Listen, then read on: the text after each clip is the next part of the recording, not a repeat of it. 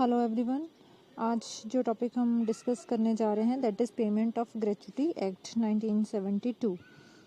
तो इस एक्ट में सबसे पहले हम पढ़ेंगे इंट्रोडक्शन। तो ग्रेच्युटी एक्ट पढ़ने से पहले या स्टार्ट करने से पहले हमें ये पता होना चाहिए ग्रेच्युटी होती क्या है। तो ग्रेच्युटी वर्ड जो है वो लैटिन वर्ड ग्रेच्युटस से लिया गया है और ग्रेच्युटी का मतलब होता है एक लमसम पेमेंट जो किसी भी ऑर्गेनाइजेशन का जो एम्प्लॉयर है वो अपने एम्प्लॉय को करता है उस टाइम पे जब आपका जो एम्प्लॉय है वो जॉब छोड़कर जा रहा है, वो टर्मिनेट हो रहा है या मतलब वो रिटायर हो गया या मे भी उसकी डेथ हो गई, जिस भी रीज़न से उसने जॉब छोड़ी है उस टाइम पे ग्रेच्युटी का अमाउंट जो है वो एम्प्लॉयर की तरफ से एम्प्लॉय को पे किया जाता है एज अ रिवॉर्ड। अब ये रिवॉर्ड क्यों दिया जा रहा है? क्योंकि उस एम्प्लॉय ने आपकी ऑर्गेनाइजेशन में काम किया है काफ़ी सालों तक, तो आप उसको एज अ समझ लो गिफ्ट जो है वो कुछ लमसम अमाउंट पे कर रहे हैं। That payment is considered as gratuity. तो ग्रेच्युटी है क्या? एक पेमेंट है जो एम्प्लॉई जो है वो उसको की जाती है एम्प्लॉयर की तरफ से जब उसकी सर्विस जो टर्मिनेट होती है। टर्मिनेशन का रीज़न रिटायरमेंट हो सकता है, रेजिग्नेशन हो सकता है, सुपरएनुएशन, डेथ या डिसेबलमेंट, कोई भी रीज़न हो सकता है। बस इसमें एक मेन जो चीज़ है वो ये है कि जो एम्प्लॉय है उसने कम से कम कंटिन्यूस 5 साल की सर्विस जो है वो प्रोवाइड की हो उस पर्टिकुलर ऑर्गेनाइजेशन को। यानी कि लगातार 5 साल आप वहाँ पे काम करते हैं तो उसके बाद आपने मतलब वो जॉब आप ख़त्म हुई है आपकी और उसके बाद टर्मिनेशन ऑफ सर्विस हुई है। तो अगर कम से कम 5 इयर्स आपने वहाँ पे जॉब किया है कंटिन्यूसली तो आप जो है वो ग्रेच्युटी लेने का मतलब आपका समझ लो राइट है, या ऑर्गेनाइजेशन जो है वो आपको ग्रेच्युटी पे करने के लिए पे करेगी या आप एलिजिबल हैं ग्रेच्युटी के लिए। कैन देन एप्लीकेबिलिटी, जो ग्रेच्युटी का जो एक्ट है it is applicable under shops and establishment. उन सारी शॉप्स और इस्टेब्लिशमेंट पे ये एक्ट कवर एप्लीकेबल है जो कि कवर होती हैं under shops and establishment act, जहाँ पे 10 या 10 से ज़्यादा लोग जो हैं वो काम कर चुके हैं इमीडिएटली प्रिसीडिंग टू 12 मंथ्स, पिछले 12 महीने में। और एक बार ये एक्ट अगर अप्लाई हो गया तो ये लगातार चलता रहेगा। उसके बाद नंबर ऑफ़ पर्सन्स के साथ इसका कोई इतना कनेक्शन नहीं रहता, यानी कि नंबर ऑफ़ पर्सन्स अगर 10 से कम भी हो जाएं तो भी ये एक्ट जो है वो एप्लीकेबल रहेगा। And it shall come into force on such date as the central government may by notification appoint. मतलब ये एक्ट उस डेट पे एप्लीकेबल हो जाएगा जिस डेट पे जो सेंट्रल गवर्नमेंट है वो नोटिफाई करेगी। देन कंटिन्यू सर्विस का मतलब क्या है? कंटिन्यू सर्विस का मतलब होता है अनइंटरप्टेड सर्विस। तो अनइंटरप्टेड सर्विस का मतलब है लगातार 5 साल काम करना, लेकिन वो लगातार 5 साल जो हम बात कर रहे हैं उसमें अगर कहीं पे बीच में जॉब में कोई ब्रेक आया है तो वो ब्रेक जो है वो वर्कर के फॉल्ट की वजह से नहीं आना चाहिए। तो वर्कर का फॉल्ट कब नहीं होता? इन केस ऑफ सिकनेस, वो बीमार हो गया था, ले ऑफ कर दिया गया था, स्ट्राइक की वजह से, लॉकआउट की वजह से या मैटरनिटी की वजह से अगर कोई ब्रेक आया है तो इसको हम इंटरप्शन नहीं मानेंगे, इसको अनइंटरप्टेड सर्विस में काउंट किया जाएगा। देन पेमेंट ऑफ ग्रेच्युटी जो है ये हमें बताता है कि जो ग्रेच्युटी है वो कब पेबल होती है। एक तो as I have told you earlier के 5 इयर्स का कंटिन्यूस सर्विस होना वहाँ पे ज़रूरी है।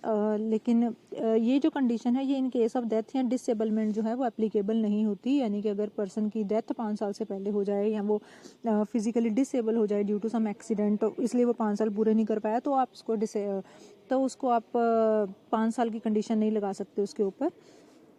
तो इस केस में अगर जैसे डेथ हो गई है तो उसके जो नॉमिनी होंगे या उसके जो लीगल हायर्स होते हैं उनको ग्रेच्युटी की पेमेंट कर दी जाती है।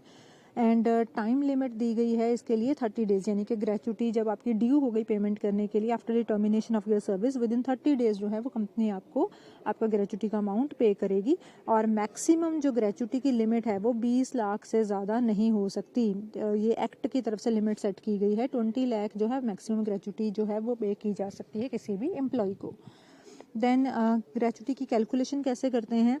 ग्रेच्युटी की जो कैलकुलेशन है उसमें अलग अलग हमारे पास फार्मूलाज हैं, जैसे कि अगर मंथली रेटेड एम्प्लॉय का अलग तरीके से, पीस रेटेड का अलग तरीके से, और सीजनल इस्टेब्लिशमेंट का जो एम्प्लॉय है उसकी सैलरी का उसका जो ग्रेच्युटी है वो अलग तरीके से कैलकुलेट होता है। कैसे करते हैं देखिए, अगर तो हमारा जो एम्प्लॉय है वो मंथली रेटेड एम्प्लॉय है तो मंथली रेटेड एम्प्लॉय के केस में उसका जो फॉर्मूला लगाएंगे कैलकुलेशन के लिए वो क्या है? लास्ट ड्रॉन वेजेस, जितना वो लास्ट टाइम जितने लास्ट मंथ में उसको टर्मिनेशन से पहले उसको जितने वेजेस मिल रहे थे वो मल्टीप्लाई बाय 15/26। 15 हम इसलिए लेते हैं कि एक साल अगर उसने आपको सर्विस प्रोवाइड की है तो एक साल के बाद उस कितनी ग्रेचुटी के लिए वो एलिजिबल है, 1 साल के लिए उसको मिलती है 15 दिन की सैलरी।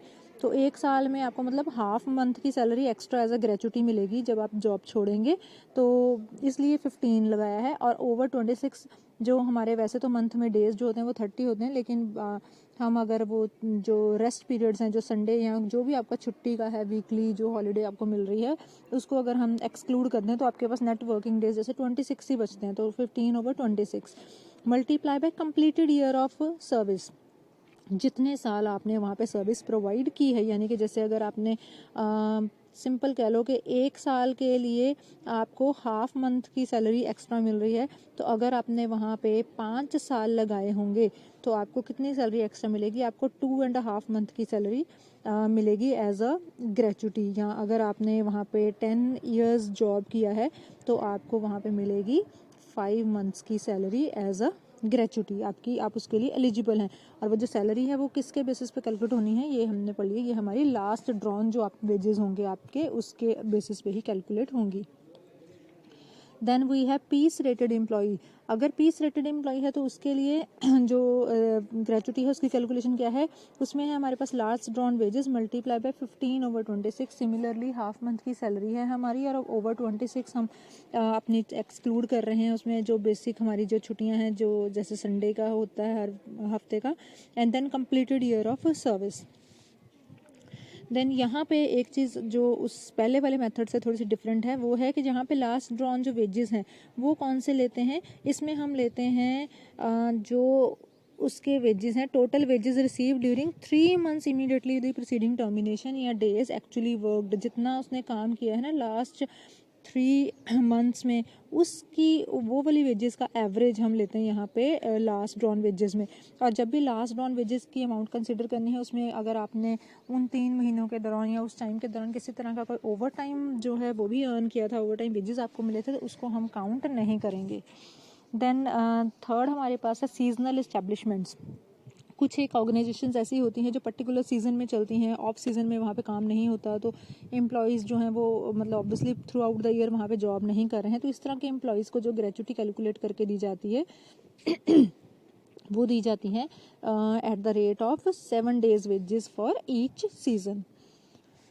देन हमारे पास इसमें एक टॉपिक है कंपलसरी इंश्योरेंस। एक्चुअली जो भी ऑर्गेनाइजेशंस जो हैं जो ग्रेचुटी पे करने के लिए लायबल हैं, उनको अपनी उस ग्रेचुटी के लिए एक इंश्योरेंस पॉलिसी ख़रीदनी पड़ती है। यानी कि ये एक्चुअली इस चीज़ को अवॉइड करने के लिए है कि ये ना हो कि आपके एम्प्लॉयज़ जो हैं वो मतलब जैसे टर्मिनेट हो रही है उनकी सर्विसेज, तो आपके पास उनकी ग्रेचुटी पे करने के लिए पैसे ही ना हो, तो क्योंकि आपके पास टाइम लिमिट है कि आपको 30 डेज़ के बीच में पेमेंट भी क्लियर करना है, तो इसके लिए कंपनीज़ के लिए ये कंपलसरी हो गया है कि आप एक इंश्योरेंस पॉलिसी खरीदेंगे उस ग्रेचुटी के लिए। इंश्योरेंस पॉलिसी से आपको जो पैसा आएगा वहाँ से आप अपने मतलब एम्प्लॉय को ग्रेचुटी पे कर सकते हैं। सो क्या कंडीशंस है इसके लिए, फर्स्ट है it is mandatory where number of employees is more than 500। Insurance policy लेना ग्रेचुटी के लिए कंपलसरी हो जाता है उन ऑर्गेनाइजेशंस के लिए जहाँ पे एम्प्लॉयज़ जो हैं वो 500 से ज़्यादा हैं। Then registration shall be done in the prescribed time and in prescribe manner. Insurance जो है वो LIC से ली जा सकती है या किसी भी प्रेस्क्राइब इंश्योरेंस कंपनी से इंश्योरेंस पॉलिसी ली जा सकती है। However employer of an establishment belonging to और under the control of CG और SG are exempted from the operation of section 4A। अगर कोई ऐसी एस्टेब्लिशमेंट है जहाँ पे जो एम्प्लॉयर है वो CG या SG के कंट्रोल में आ रहा है, यानी कि सेंट्रल गवर्नमेंट या स्टेट गवर्नमेंट के कंट्रोल में है, उसके अंडर मतलब ऑर्गेनाइजेशन है, तो उनके लिए ये वाला रूल जो है ये एप्लीकेबल नहीं है। उनको कंपलसरी इंश्योरेंस मतलब उनको इंश्योरेंस खरीदना कंपलसरी नहीं है। Then is nomination. हर एक एम्प्लॉय जो है जो अपनी सर्विस का 1 साल कंप्लीट कर लेता है, उसके लिए कंपलसरी हो जाता है कि वो फॉर्म F के अकॉर्डिंग अपना एक नॉमिनी अपॉइंट कर दे, और जो नॉमिनेशन का प्रोसीजर है वो 30 डेज़ के बीच में कंप्लीट हो जाना चाहिए। 30 दिनों के अंदर अंदर आपको अपना नॉमिनी अपॉइंट करना है। नॉमिनी अपॉइंट करने का पर्पज़ यहाँ पे यही होता है कि बाई चांस अगर जैसे 5 साल से पहले अगर एम्प्लॉय की डेथ हो गई है, तो उसके जो ग्रेचुटी का अमाउंट है वो ऑब्वियसली उसके नॉमिनी को ही पेबल होगा, तो इसलिए नॉमिनी अपॉइंट करना ज़रूरी है। Then is application for the payment of gratuity. अब जो ग्रेचुटी की पेमेंट है अंडर सेक्शन 7, ये हमें कहता है कि एप्लीकेशन किसकी तरफ से दी जा सकती है। It can be made by employee who is eligible for payment of gratuity. जिसको ग्रेचुटी मिलनी है वो अप्लाई कर सकता है कि मुझे ग्रेचुटी का अमाउंट दिया जाए, या रिटर्न में अगर उस एम्प्लॉई ने किसी और पर्सन को ऑथराइज किया है तो वो भी अप्लाई कर सकता है। देन एम्प्लॉई का नॉमिनी भी जो है वो अप्लाई कर सकता है, एप्लीकेशन दे सकता है। और अगर उस जो डिसीज एम्प्लॉई है जैसे उसकी डेथ हो गई है सपोज, तो नॉमिनी नहीं अपॉइंट हुआ बाय चांस, तो फिर उसके जो लीगल हायर्स हैं वो भी जो है वो कर सकते हैं application. Then we have recovery of gratuity under section 8। Gratuity कैसे रिकवर की जाती है? अगर तो फर्स्ट पॉइंट देखिए, if the employer fail to pay the gratuity within the prescribe time, यानी कि जैसे हमने पहले पढ़ा था कि 30 डेज के बीच में ग्रेचुटी का अमाउंट पे करना कंपलसरी है एम्प्लॉयर के लिए। तो अगर वो 30 डेज के बीच में ग्रेचुटी नहीं पे करता, then controlling authorities impart to issue a certificate to the collector to recover the amount of gratuity.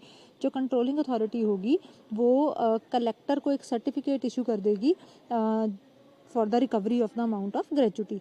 एक सर्टिफिकेट इशू किया जाएगा। Then employer shall also be liable to pay compound interest at such rate as may be notified by the CG from time to time. So time to time central government की तरफ से जो भी rate of interest decide किया जाएगा, उस rate of interest के according compound interest के लिए जो एम्प्लॉई है वो एलिजिबल है। जितनी लेट पेमेंट आएगी उसके ऊपर उसको विद कंपाउंड इंटरेस्ट सारा उसका पैसा रिफंड हो जाएगा, मिल जाएगा ग्रेचुटी का। Then third we have interest shall be paid from the date of expiry of the prescribe period and ending with the actual date of payment of gratuity. Interest कितने time के लिए आपको मिलेगा? आपका जो प्रेस्क्राइब्ड पीरियड था, जितने time तक कंपनी को अलाउड था कितने टाइम तक आपने पेमेंट करनी है, वहाँ से लेके मतलब वो एक्सपायर हो गया जब टाइम, वहाँ से लेके till the actual actual payment की जो डेट होगी वहाँ तक। सपोज करो कि कंपनी को जो एक्स्ट्रा 1 मंथ का टाइम दिया गया है कि हाँ आपने 1 मंथ के बीच में पेमेंट करनी है, वो 1 मंथ जो है वो ओवर हो जाता है सपोज के 31 मार्च को। तो कंपनी ने 31 मार्च तक अगर पेमेंट नहीं की और पेमेंट कंपनी एक्चुअल में कर रही है जाके मार्च के बाद अप्रैल निकल गया सपोज करो कि मई को, और 30 मई को कंपनी ने पेमेंट करी है, तो यहाँ पे कंपनी को 2 मंथ्स के लिए, यानी कि मार्च तो खत्म हो ही गया था, अप्रैल और मई 2 मंथ्स के लिए कंपनी को इंटरेस्ट भी देना पड़ेगा। And last point we have interest payable shall not exceed the amount of gratuity payable. किसी भी केस में जो अपने इंटरेस्ट की कैलकुलेशन है वो टोटल इंटरेस्ट जितना उसको ड्यू बन रहा है पे करने के लिए, उसका अमाउंट ग्रेचुटी की अमाउंट से ज़्यादा नहीं होना चाहिए। So this was all about today's topic. Thank you so much. Have a nice day.